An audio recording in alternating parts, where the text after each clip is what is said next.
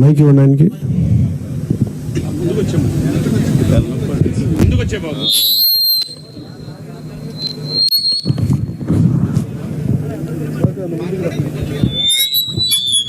కాదు, నువ్వు ముందుకు వచ్చేసి అలా రమ్మని చెప్పి అలా వచ్చామా. కాదు కాదు కాదు, అక్కడికి వెళ్ళాం, అక్కడే మాట్లాడు. అక్కడ మీరు అక్కడే, ఆయన అక్కడే అలా వచ్చేయండి.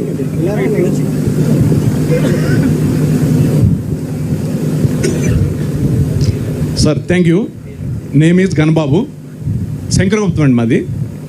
సార్ ఇది మీరు 2014లో కూటమికి సపోర్ట్ చేయమన్నారు, మేము చేసాం. అది వదిలేసి సార్ 1 minute అక్కడ నాకు అదే ఆప్ చేస్తాను. సారీ ఇది ఆపేస్తాను. మీరు సమస్య చెప్పండి. నాకు మళ్ళీ ఇదంతా పొలిటికల్ కూడా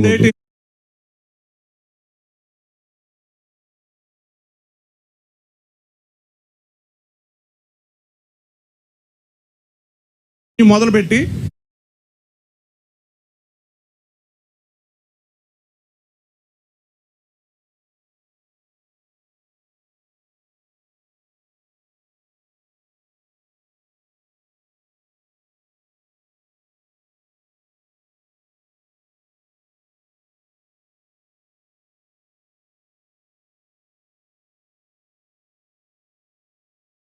దాని మీద అవగాహన లేదండి.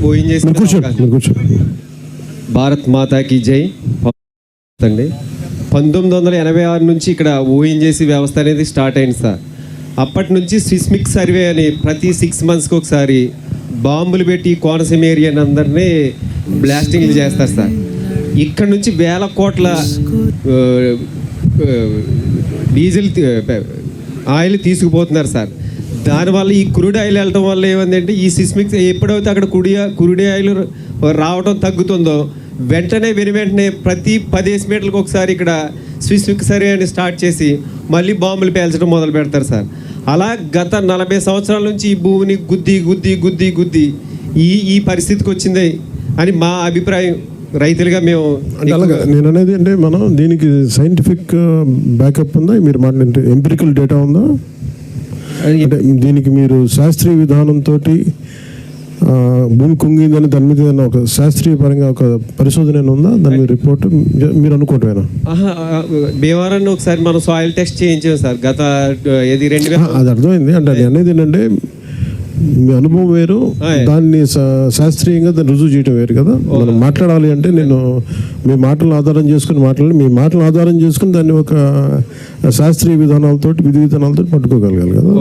అందుకని సో మీకు దాని మీద స్పష్టమైన ఇది ఓఎన్జీసీ అనేది మీకు అనుకుంటున్నారు తప్ప అది ఖచ్చితంగా ఆధారాలతో చెప్పలేం కదా.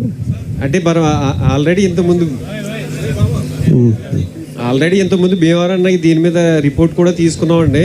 అంటే 2001లో ఈ విపత్తు స్టార్ట్ అయినప్పుడు ఇవన్నీ మొదలు పెట్టాం సార్. మనం అంతకుముందు అయితే మనం ఏమీ తీసుకోలేదు. ఈ 2001 నుంచి విపత్తు స్టార్ట్ అయినప్పటి నుంచేనండి. ఓకే, మీ ఉద్దేశంలో మీరు ఎక్కడ ఆక్రమణ లేవా? ఇక్కడ ఇందాక ఆయన వారు చెప్పినట్టుగా ఇసుక దిబ్బలు అసలు ఈ డ్రైన్కి ఇసుక దెబ్బలకి అసలు సంబంధం లేదు సార్. డ్రైన్ అనేది 30 మీటర్లు సార్. అది 30 మీటర్లకు 1 మీటర్ లేటెస్ట్గా 2018లో డ్రిడ్జింగ్ చేసినప్పుడు ఆ 2 మీటర్స్ కూడా కట్ చేసి డ్రిడ్జింగ్ చేశారండి. మయాన్ని డ్రిడ్జింగ్ చేయబోవడం ఇది ఆగిందండి. ఇప్పుడు మీకున్న 22 కిలోమీటర్లు ట్రైన్ 50 మీటర్లు ఎంత వెడల్పు ఉంటుంది? 30 మీటర్లు 50 మీటర్లు? స్టార్టింగ్ అయితే 35 మీటర్లు అండి, ఎండింగ్ అయితే 27 మీటర్లేనండి. 50 మీటర్లు ఎక్కడ లేదా? ఎక్కడ లేదు సార్. తప్పుకొలుతానా? అంటే తప్పుకొలుతానే కదా, నా దగ్గర ఉన్న రిపోర్ట్ ప్రకారం అయితే అలాగే. అంటే నేను అనేది మీరు చెప్పడానికంటే ముందు అసలు సహజ సిద్ధంగా వెళ్ళాల్సింది నాకున్న అవగాహన సమస్య నేను అధ్యయనం చేసి నాకు వచ్చింది ఏంటంటే చాలామంది ఆక్రమణకు గురైనవి అని చెప్తున్నారు. యాక్చువల్గా ఒరిజినల్గా మీరు చెప్పిన దాని ప్రకారం 50 మీటర్లు ఉండాలి. అదే 50 మీటర్లు ఇది ఉండాలి వెడల్పు. అది 30కి ఎక్కడికో వచ్చిందని చెప్తున్నారు. ఫస్ట్ అంటే ఇన్సెప్షన్ పాయింట్ ఇది ఎక్కడ మొదలైంది, దీని అంకురార్పణ ఎక్కడ జరిగింది అనడానికి నేను ఒక్కొక్కరితో మాట్లాడుతూ ఉంటే నాకు వచ్చిన రిపోర్ట్ని అది అడుగుతున్నాను. మీకు దాని మీద అవగాహన ఉందా? దీని ఒరిజినల్ డ్రైనేజ్ ఎంత? 37 మీటర్లు సార్. మన అడ్మినిస్ట్రేటివ్ మీరు చెప్పండి. మైక్